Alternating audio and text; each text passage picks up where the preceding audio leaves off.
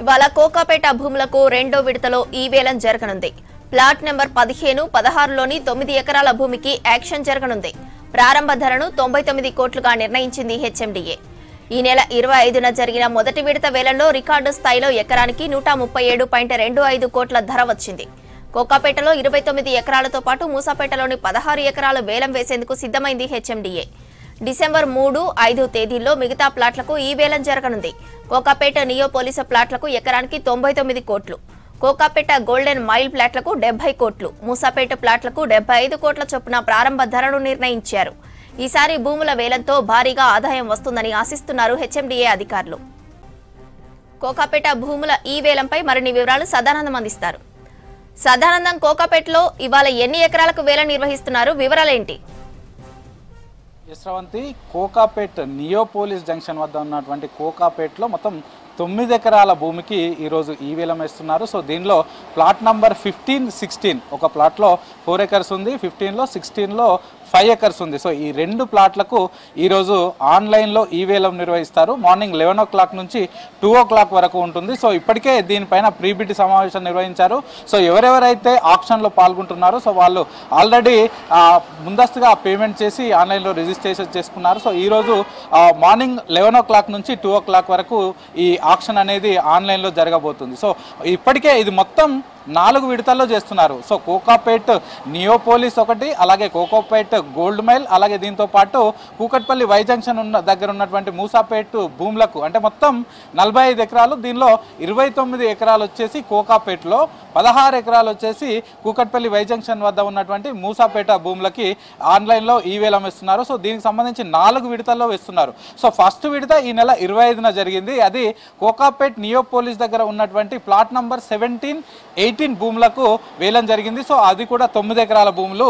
So దానిలో record స్థాయిలో ఇప్పటి వరకు హైదరాబాద్లో కానీ రాష్ట్రంలో ఎక్కడా కూడా పలకనటువంటి ధర 137 కోట్ల 25 లక్షల ఎకరానికి పలికింది. సో మొత్తం దాని ద్వారానే అంటే 9 ఎకరాలకు గాను 1355 కోట్లు వచ్చాయి. సో గతంలో ఎప్పుడూ లేనంత విధంగా భారీ స్థాయిలో రికార్డు స్థాయిలో అమ్ముడుపోయింది. సో దాంతో ఇప్పుడు కూడా ఈ రోజు కూడా 9 ఎకరాలు, దానికి ఆనుకొని ఉన్న ప్లాట్స్.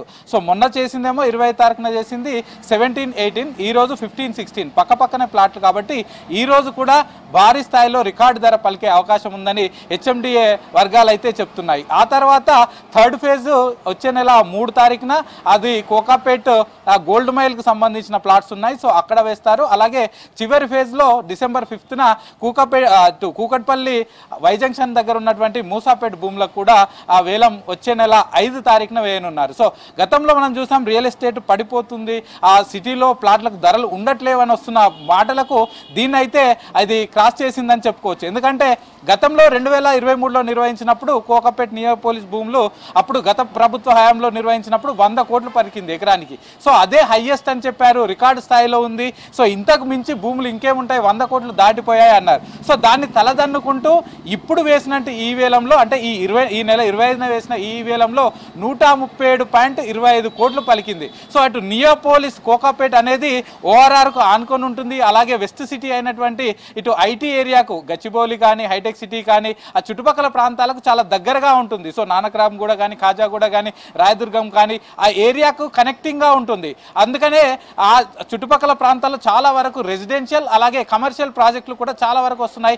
ఐటీ కంపెనీలు ఎక్కువగా వస్తున్నాయి, ఇన్వెస్ట్మెంట్స్ కూడా అటు సైడే వెళ్తున్నాయి. సో అది కూడా దానికి సంబంధించి ఇటు హెచ్ఎండిఏ కూడా చాలా డెవలప్మెంట్ చేసింది, ఇన్ఫ్రాస్ట్రక్చర్ డెవలప్ చేసింది, రోడ్లు వేసింది. ఈ మధ్య కొత్తగా ట్రంపెట్ జంక్షన్ కూడా ఏర్పాటు చేసింది, ఓఆర్ఆర్కు కనెక్టివిటీ ఇస్తుంది. సో ఇన్ని కారణాల వల్ల అక్కడ భారీ స్థాయిలో రికార్డు స్థాయిలో ధర అనేది పలికింది. ఎకరానికి 137 కోట్లకు పైగా పలికింది.